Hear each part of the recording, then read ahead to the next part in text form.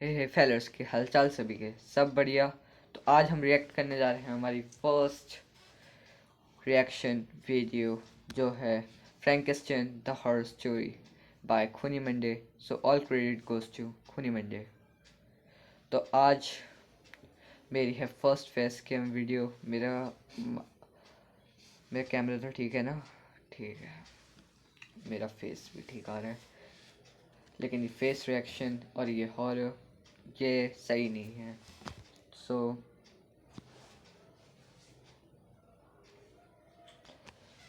अब ठीक है। सो आज हम ये रिएक्ट करने वाले हैं फ्रैंकेस्टाइन the horror story by Khooni Monday. Like and subscribe before seeing this video. आपके लिए एक दिल दहला देने वाली एनिमेटेड हॉरर स्टोरी बनाते हैं। तो अगर आप हमारी यानी खूनी मंडे चैनल की कहानियां एंजॉय कर रहे हैं तो हमारे चैनल को सब्सक्राइब कीजिए और हमारी लेटेस्ट वीडियोस की नोटिफिकेशन के लिए बेल आइकन दबाना मत भूलना।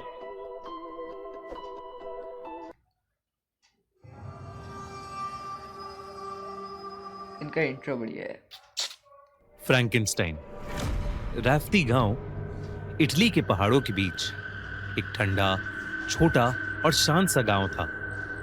रात का समय था, आसमान में घने बादल थे और हवा के झोंकों के साथ चर्च की घंटी की हल्की सी गूंज सुनाई दे रही थी।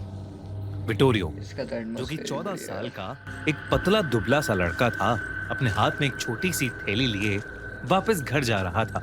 गांव के एक दुकानदार से ब्रेड और थोड़ा चीज खरीदकर रास्ता बिल्कुल सुनसान था। तभी उसे अपने पीछे से किसी के चलने की आवाज आई। वो आवाज सुनते ही उसके कदम रुक गए। उसे महसूस हुआ कि जैसे कोई उसके पीछे खड़ा सांस ले रहा है, शायद कोई लंबा चौड़ा आदमी। व्हाट? ये क्या है? इसके हाथ में क्या है? ये कुत्ता है? चूहा तो इतना लंबा नहीं होता, शायद से कुत्ता है। विटोरियो ने पलट कर देखा, पर वहां कोई क्या नहीं चेहरा था। है? लेकिन फिर आसमान में एकदम से बिजली चमकी और उस बिजली में उस सुनसान रास्ते पर उसे एक आदमी खड़ा हुआ दिखा। अलग अलग सड़ते हुए शरीरों के टुकड़ों से बना, अलग अलग जगह से तारें निकली हुई और सड़ते हुए मांस की बदबू से भरा वो मॉन्स्टर वहीं खड़ा हंस रहा था। हाथ में एक जानवर का आधा सड़ चुका शरीर, जिसके पास से कॉपर के तार निकले हुए थे, अपने हाथ में लिए। कुत्ता है। ये देखकर विटोरियो का गला सूख गया। उसने कुछ नहीं सोचा, बस वहां से भाग गया। पर कुछ दूर जाते ही उसे महसूस हुआ कि जैसे वो मॉन्स्टर उसके पीछे भाग रहा है।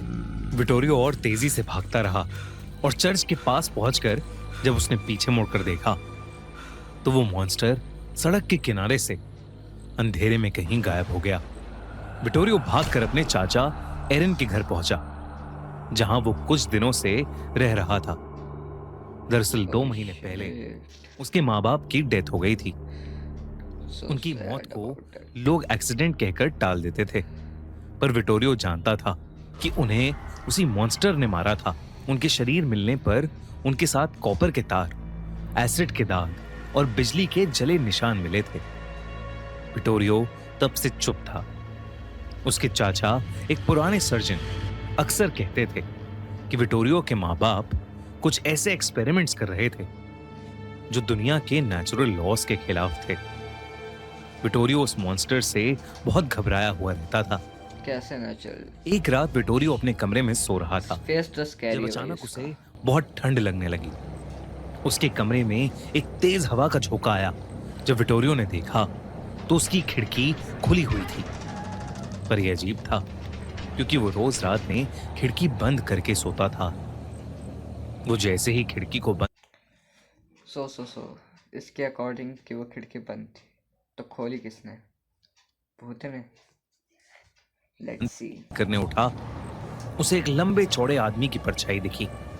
बाहर अचानक से तेज बारिश शुरू हो गई और बिजली कड़कने लगी। उस कड़कती बिजली में वो भयानक मॉन्स्टर उसे फिर से दिखा। इस बार उसके हाथ में विटोरियो के माँ बाप के कटे हुए सर थे। ये देखते ही विटोरियो की चीख निकल गई और वो भागकर अपने अंकल एरन के पास गया। लेकिन जब वो कमरे में आए तो उन्हें कुछ नहीं दिखा। उसके चाचा ने उसका सर छुआ तो उन्हें एहसास हुआ कि विटोरियो को बहुत तेज बुखार आ गया था। अंकल एरन ने उसे दवाई खिलाकर सुला दिया। पर अगली सुबह जब विटोरियो की आंख खुली तो उसने देखा कि उसके बाहर छोटे छोटे जानवरों की लाश पड़ी है, जिनके अलग अलग हिस्से एक दूसरे से जुड़े हुए हैं और सबके शरीर में इलेक्ट्रिसिटी शॉक्स के दाग हैं। कॉपर के पतले तार उनके इर्द गिर्द पड़े हैं, जैसे कोई उन्हें जोड़कर कुछ बना रहा हो। विटोरियो ने ये चीज अपने अंकल को दिखाने की कोशिश की, लेकिन वो लोग जब साथ गए तो उन्हें फिर से कुछ नहीं दिखा। गांव वालों में ये बात फैल गई थी कि विटोरियो पूरी तरह से पागल हो चुका है, क्योंकि विटोरियो जब भी घर पर अकेला होता तो उसके रोने और चिल्लाने की आवाजें आती रहती थीं। इतना ही नहीं, बल्कि विटोरियो लोगों से सिर्फ उसी मॉन्स्टर के बारे में बात करता रहता था। कई कई बार तो वो हाथ में मरे हुए जानवर लेता हुआ घूमता और अपनी जान के लिए मदद मांगता हुआ मिलता। दरअसल उन दिनों कई डॉक्टर्स और साइंटिस्ट ये मानते थे कि मरने के बाद इंसान की डेड बॉडी को वापस इलेक्ट्रिक शॉक्स देकर जिंदा किया जा सकता है, और इसी के चलते कई एक्सपेरिमेंट्स हुए और इससे फ्रैंकेनस्टाइन नाम की एक किताब भी लिखी थी, जिसमें एक साइंटिस्ट विक्टर फ्रैंकेनस्टाइन अपना एक बहुत ही भयानक मॉन्स्टर बनाता है। विटोरियो के माँ बाप भी साइंटिस्ट थे और डॉक्टर था कि अपने माँ बाप की मौत को विटोरियो फ्रैंकेनस्टाइन मॉन्स्टर की कहानी से जोड़ रहा है और उसे सच समझ रहा है। सब लोग विटोरियो का मजाक उड़ाने लगे थे, इतना कि विटोरियो ने घर के बाहर जाना ही बंद कर दिया। ना स्कूल, ना प्लेग्राउंड, ना किसी और के घर, बस वो अपने अंकल के घर सबसे छुपकर रहने लगा था। पर अंकल एरन को उसकी बातों पर यकीन था। उन्होंने फाइनली एक रात उसे अपने पास बिठा के सब सच बताया। उन्होंने बताया कि उसके माँ बाप सच में एक डेड बॉडी को जिंदा करने का ही एक्सपेरिमेंट कर रहे थे, जो गलत हो गया। जिस बॉडी पर वो एक्सपेरिमेंट कर रहे थे वो अलग अलग लोगों के बॉडी पार्ट से जोड़कर बनाई गई थी। उन्हीं में से जिस इंसान का सर वो यूज कर रहे थे उसकी बहुत भयानक मौत हुई थी। विटोरियो के माँ बाप के किसी एक्सपेरिमेंट में वो जलकर मर गया था, बस उसका चेहरा बच गया था।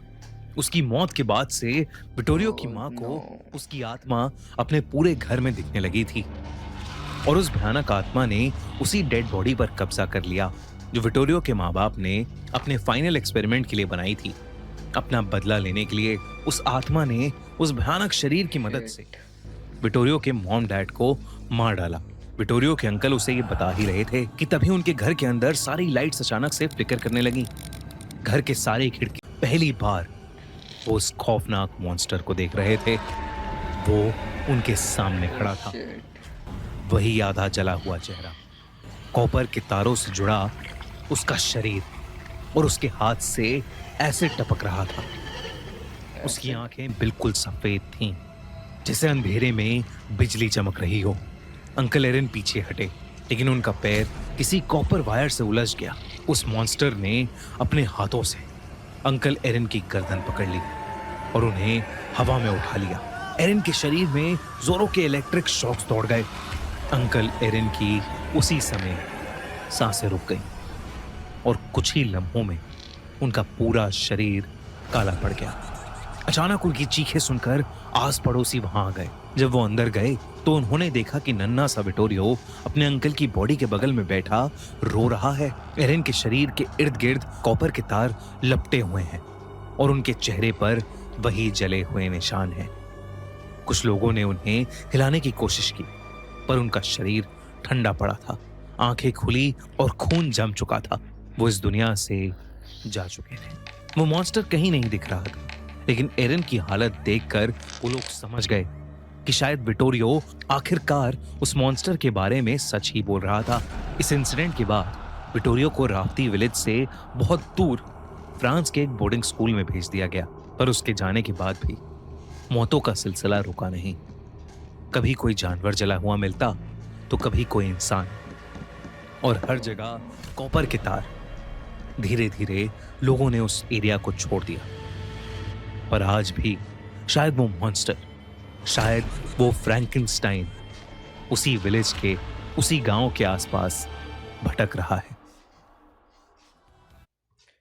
सो ये थी आज की हमारी वीडियो। स्कैरी तो थी शिट, पर मज़ेदार भी थी साथ ही साथ। तो क्या ये वीडियो यहीं ख़त्म करनी चाहिए? मेरे ख्याल से हाँ। सो ख़त्म करते हैं बस। तो ये वीडियो थी खूनी मंडे, सो क्रेडिट तो जाता ही है। लाइक और सब्सक्राइब कर देना, अभी और वीडियोस आएगी। अब 2 दिन फ्राइडे सैटरडे हॉरर वीडियोस ही आएंगी, और Thursday and Friday horror videos. So good bye everyone.